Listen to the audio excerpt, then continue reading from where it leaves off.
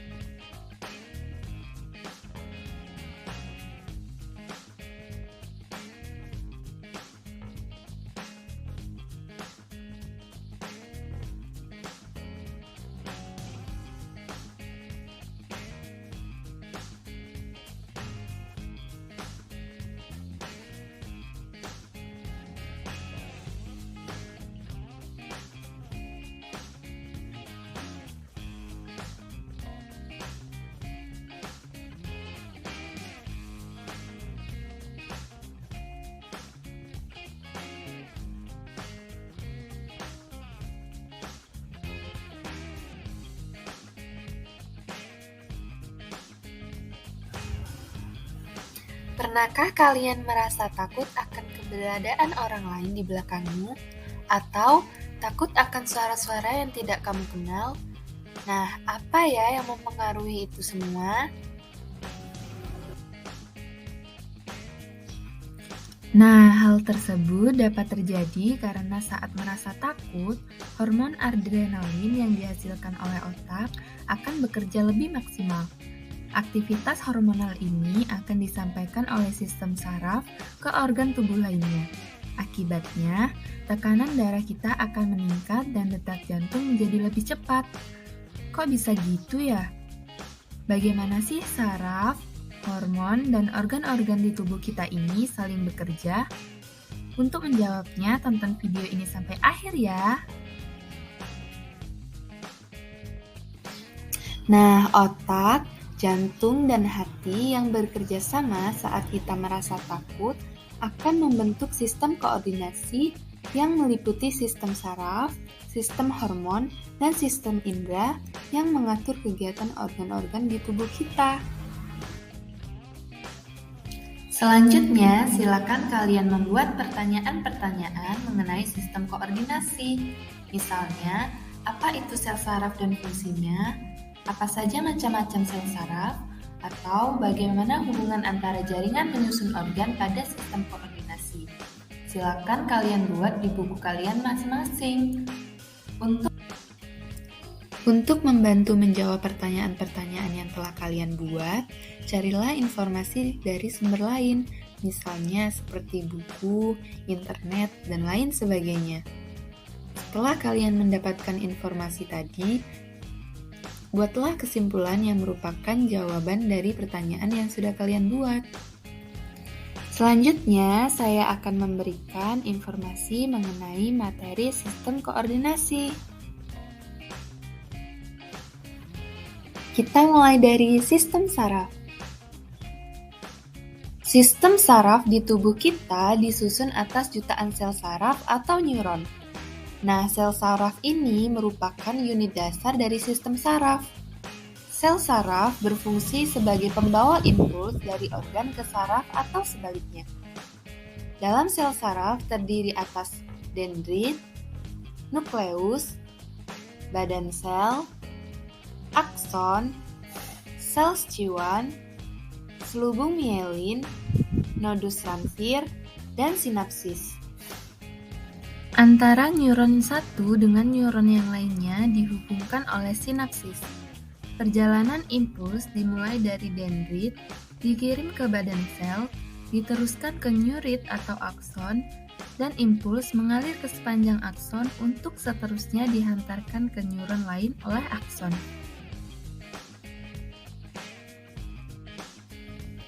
Tahukah kalian dalam Al-Quran pun menjelaskan mengenai sistem saraf? Salah satunya yaitu pada surah An-Nisa ayat 56 sebagai berikut. Dalam surah An-Nisa ayat 56 ini menjelaskan tentang hukuman bagi orang kafir, di mana hukuman yang diberikan berupa rasa sakit karena kulit yang terbakar. Kulit yang terasa sakit ketika terkena panas menunjukkan bahwa pada kulit terdapat saraf yang menerima rangsangan berupa panasnya api. Setiap bagian dari sel saraf memiliki fungsinya masing-masing. Yang pertama yaitu dendrit, berfungsi untuk menerima impuls dan menghantarkannya ke badan sel. Lalu badan sel akan menerima impuls dari dendrit dan meneruskannya ke akson. Nukleus, dalam badan sel terdapat nukleus untuk mengatur semua aktivitas sel. Akson akan menerima impuls dari badan sel dan menghantarkannya ke sel saraf lain. Sel Schwann berguna untuk menyediakan makanan untuk akson. Selubung mielin yang membungkus akson akan melindungi akson dan memberi nutrisi untuk neuron. Dan yang terakhir yaitu nodus Ranvier yang terdapat pada sepanjang akson akan mempercepat penghantaran impuls. Selanjutnya yaitu macam-macam sel saraf. Yang pertama, neuron sensorik atau aferen. Neuron sensorik atau aferen ini berfungsi untuk menghantarkan impuls dari reseptor ke sistem saraf pusat. Organ reseptor adalah alat indera. Yang kedua yaitu neuron motorik atau eferen, berfungsi untuk menghantarkan impuls dari sistem saraf pusat ke efektor. Organ efektor ini adalah otot dan kelenjar. Yang ketiga yaitu neuron asosiasi atau penghubung, berfungsi untuk menghubungkan neuron sensorik dan neuron motorik, terdiri dari otak dan sumsum tulang belakang. Selanjutnya yaitu susunan sistem saraf. Dalam tubuh kita terdiri dari sistem saraf pusat dan sistem saraf tepi. Saraf pusat tersusun oleh otak dan sumsum tulang belakang, sedangkan sistem saraf tepi dibedakan menjadi berdasarkan tempat ada saraf kranial dan spinal. Berdasarkan fungsinya, ada saraf somatis dan otonom. Kita akan membahasnya satu persatu. Yang pertama yaitu sistem saraf pusat. Sistem saraf pusat dilindungi oleh selaput meninges, terdiri dari otak dan sumsum tulang belakang. Yang pertama yaitu otak. Otak merupakan saraf utama karena berperan mengatur seluruh aktivitas tubuh. Bagian luar otak atau korteks berwarna abu-abu. Bagian ini banyak mengandung badan sel saraf yang disebut dengan substansi kristal. Sedangkan bagian dalam otak atau medula berwarna putih. Bagian ini banyak mengandung neurit dan dendrit yang disebut dengan substansi alba.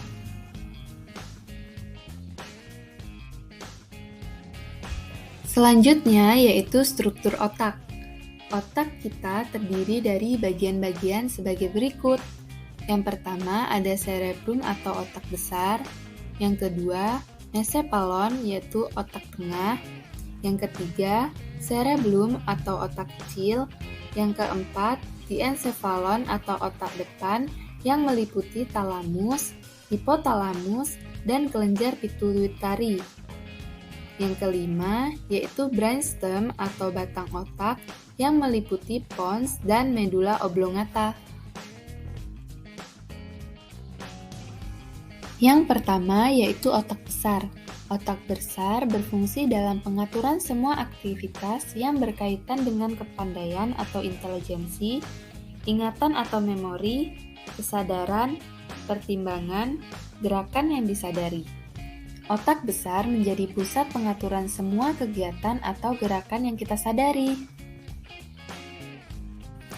Yang kedua yaitu otak depan atau diencephalon. Otak depan terdiri dari hipotalamus dan talamus. Hipotalamus berperan dalam mengatur suhu tubuh, rasa lapar, dan rasa haus. Sedangkan talamus berperan dalam pengaturan perasaan dan gerakan.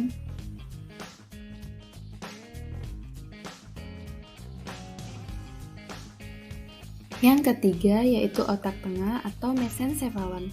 Otak tengah berfungsi untuk mengatur gerakan refleks mata dan mengontrol pendengaran.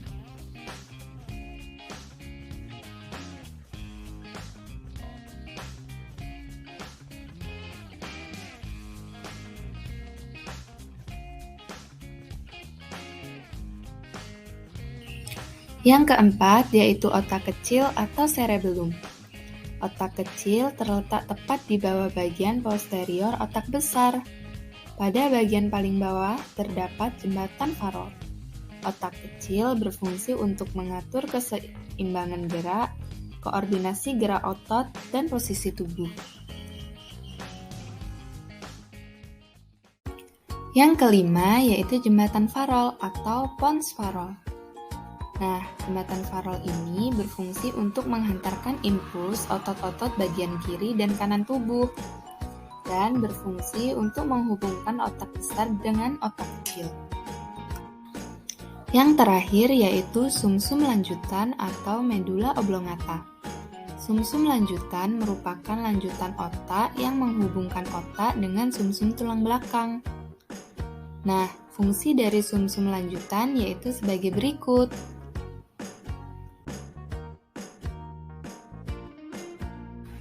Selanjutnya, adapun bagian saraf kedua yaitu sumsum tulang belakang sebagai berikut. Sumsum tulang belakang merupakan lanjutan dari medula oblongata dan terdapat dalam rongga tulang belakang. Bagian luar atau tepi berwarna putih yang disebut substansi alba dan pada bagian dalamnya berwarna abu-abu yang disebut substansi grisea. Nah, fungsi dari sumsum tulang belakang ini yang pertama yaitu menghantarkan impuls ke otak. Yang kedua, sebagai pengatur gerak refleks. Selanjutnya yaitu sistem saraf tepi. Saraf tepi menghubungkan semua bagian tubuh dengan pusat saraf.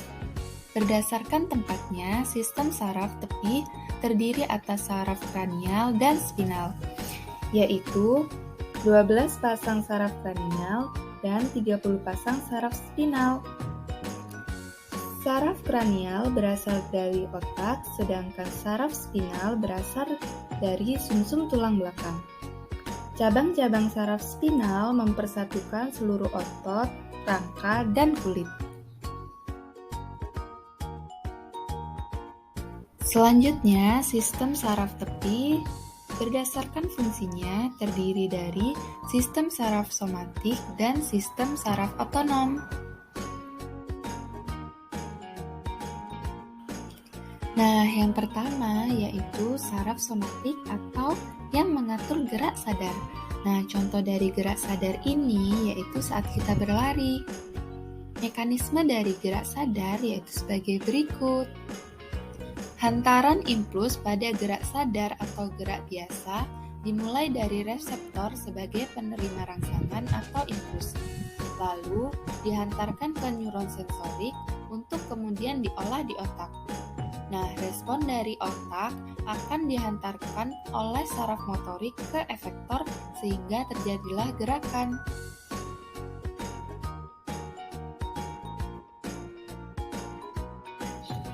Selanjutnya yaitu sistem saraf otonom atau gerak refleks. Nah, gerak refleks ini merupakan gerakan yang tidak kita sadari. Salah satu contohnya yaitu saat kita tertusuk paku. Nah, secara tidak sadar kita langsung mengangkat kaki. Mekanisme dari gerak refleks ini adalah sebagai berikut. Dimulai dari reseptor. Impuls dihantarkan oleh neuron sensorik melewati otak, kemudian dikirim ke sumsum tulang belakang. Nah, di sumsum tulang belakang, impuls akan diproses untuk dihantarkan ke neuron motorik. Nah, neuron motoriklah yang akan menyampaikan ke efektor, sehingga terjadilah gerakan yang tidak kita sadari. Nah, jadi perbedaan gerak sadar dengan gerak refleks terletak pada saraf pusat yang mengatur masuknya impuls. Gerak sadar berpusat pada otak, sedangkan gerak refleks berpusat pada sumsum tulang belakang. Yang selanjutnya yaitu sistem indera. Nah, pada sistem indera manusia terdiri dari indera penglihatan, pendengaran, penciuman, perasa, dan pengecap. Nah, masing-masing dari indera tersebut memiliki fungsinya yang berbeda-beda. Nah, sebenarnya apa ya hubungan sistem indera dengan sistem koordinasi? Jadi, di dalam alat indera terdapat ujung saraf yang peka terhadap rangsangan atau reseptor. Nah, reseptor ini kemudian akan meneruskan informasi ke otak atau sumsum tulang belakang. Jadi, alat indera adalah bagian yang berfungsi untuk menerima setiap rangsangan dari luar. Yang pertama, kita akan membahas mengenai indera penglihatan. Nah, mata merupakan indera penglihatan yang bertindak sebagai fotoreseptor yang mampu menerima rangsangan berupa cahaya. Mata manusia terdiri dari 3 bagian utama, yaitu yang pertama ada sklera atau tunika fibrosa, yang berfungsi untuk mempertahankan bentuk mata dan melindungi bagian-bagian dalam bola mata. Yang kedua yaitu koroid atau tunika vaskulosa yang berfungsi untuk mencegah pemantulan cahaya yang masuk ke dalam bola mata dan mensuplai nutrisi bagi mata. Yang ketiga yaitu retina atau tunika nervosa, yaitu lapisan terdalam mata yang banyak mengandung sel reseptor cahaya. Yang kedua yaitu indera pendengaran. Telinga merupakan indera pendengaran dan sebagai pendeteksi keseimbangan. Telinga menerima rangsangan berupa getaran sehingga disebut fonoreseptor. Nah, reseptor telinga untuk pendengaran adalah organ korti pada koklea dan untuk keseimbangan adalah otolit. Di dalam Al-Quran pun menjelaskan mengenai sistem indera. Indera penglihatan dan indera pendengaran yaitu pada surah Al-A'raf ayat 179 sebagai berikut. Penjelasan ayat tersebut juga memberi hikmah kepada umat manusia untuk memfungsikan telinga sebagai indera pendengaran ke jalan Allah dan dimohonkan untuk tidak membawa telinga terjerumus kepada murkanya Allah. Sedangkan pada indera penglihatan yaitu jelas bahwa mata dipergunakan untuk melihat hal-hal yang baik yang mampu mengantarkan seseorang kepada keyakinan Allah.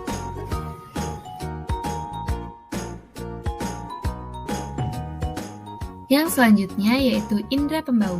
Nah, hidung merupakan indera pembau yang menerima rangsangan zat kimia yang bertindak sebagai kemoreseptor. Urutan jalan rangsang indera pembau ke otak yaitu bau masuk ke hidung bersama udara, inspirasi, dan akan diterima oleh sel-sel kemoreseptor di rongga hidung, lalu reseptor mengirim impuls ke saraf olfaktori untuk diinterpretasikan menjadi bau. Dalam Al-Quran, Surah Ar-Rahman ayat 12-13 menjelaskan mengenai indera penciuman. Sudah dipastikan bahwa fungsi utama dari hidung adalah sebagai alat penciuman. Nah, Allah telah menciptakan segala jenis tumbuhan dengan berbagai aroma dan itu diperuntukkan untuk umatnya. Dan semua kembali lagi bahwa itu semua merupakan indikator untuk manusia agar semakin meningkatkan ketakwaannya kepada Sang Maha Kuasa. Yang selanjutnya yaitu indera pengecap. Nah, lidah berfungsi sebagai indera pengecap yang biasa dikenal dengan kemoreseptor cair. Reseptor lidah adalah papila atau tonjolan yang terletak di permukaan lidah, dan di dalamnya terdapat tunas pengecap yang peka terhadap molekul yang dapat larut dalam air liur.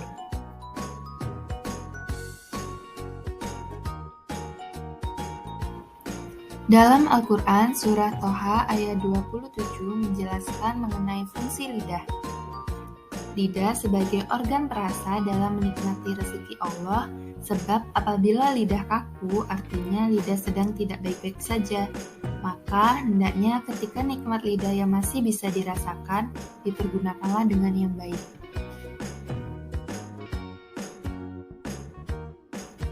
Yang terakhir yaitu indera peraba. Kulit berfungsi sebagai indera peraba yang biasa dikenal dengan mekanoreseptor atau tamoreseptor. Reseptor kulit terdiri dari korpus-korpus pada lapisan epidermis dan dermis yang dapat merasakan berbagai rangsangan. Yang selanjutnya yaitu sistem hormon. Nah, tubuh manusia dilengkapi dengan dua perangkat pengatur seluruh kegiatan tubuh. Kedua perangkat ini merupakan sistem koordinasi yang terdiri atas sistem saraf dan sistem hormon. Sistem hormon bekerja jauh lebih lambat, tetapi lebih teratur dan beraturan dalam jangka waktu yang lama. Pengangkutan hormon melalui pembuluh darah.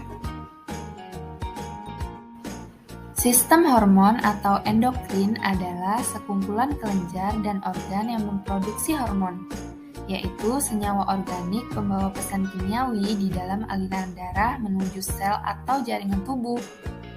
Sistem endokrin berinteraksi dengan sistem saraf berfungsi untuk mengatur aktivitas tubuh seperti metabolisme, homeostatis, pertumbuhan, perkembangan seksual, siklus reproduksi, siklus tidur, serta siklus nutrisi. Berdasarkan aspek macam dan letaknya, kelenjar endokrin dibedakan menjadi: yang pertama ada kelenjar hipofisis yang terletak di dasar otak besar. Yang kedua, kelenjar pineal. Yang ketiga, kelenjar tiroid atau kelenjar gondok yang terletak di daerah leher. Yang ketiga, kelenjar paratiroid atau kelenjar anak gondok yang terletak di dekat kelenjar gondok.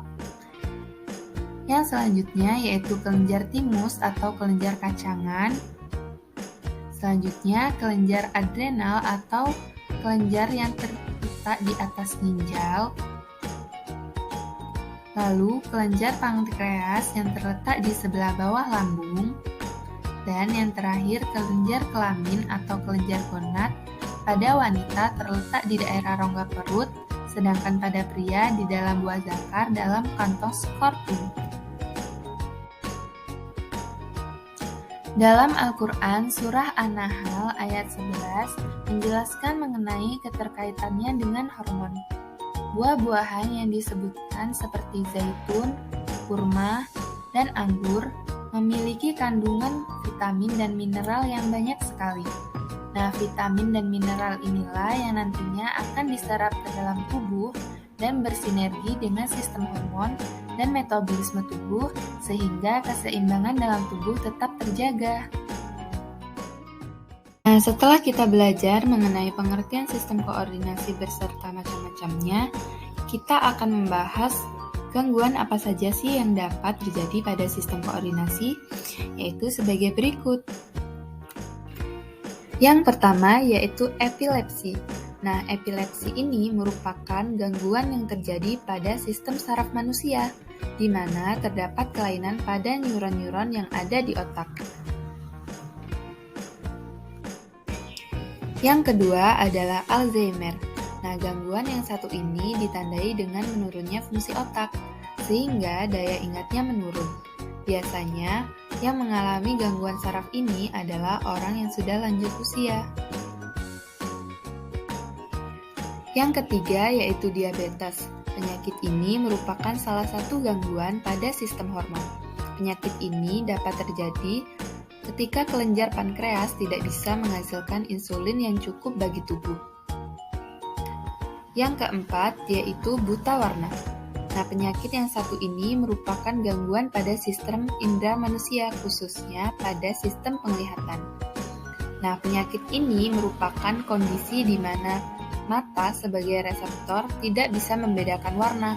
Dengan begitu, informasi yang akan ditransfer ke saraf pusat tidak akan maksimal. Itulah tadi penjelasan mengenai sistem koordinasi. Berikut kesimpulannya.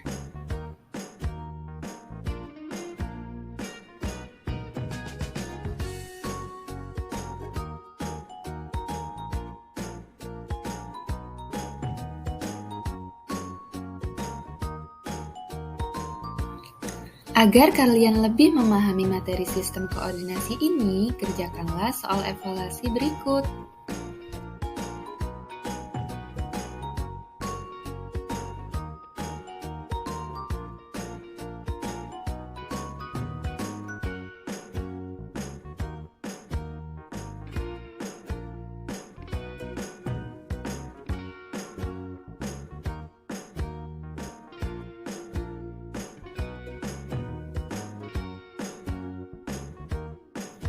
Berikut merupakan pembahasan dari soal evaluasi. Silakan kalian cocokkan dengan jawaban kalian ya.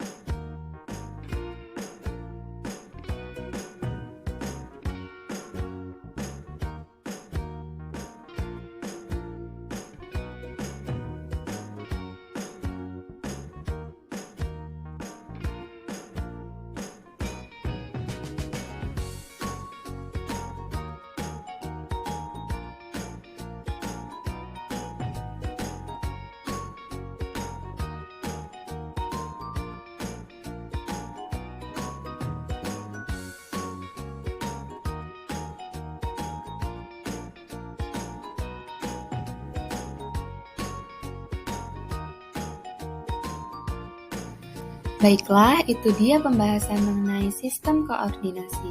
Semoga teman-teman bisa memahaminya ya. Saya akhiri, wassalamualaikum warahmatullahi wabarakatuh.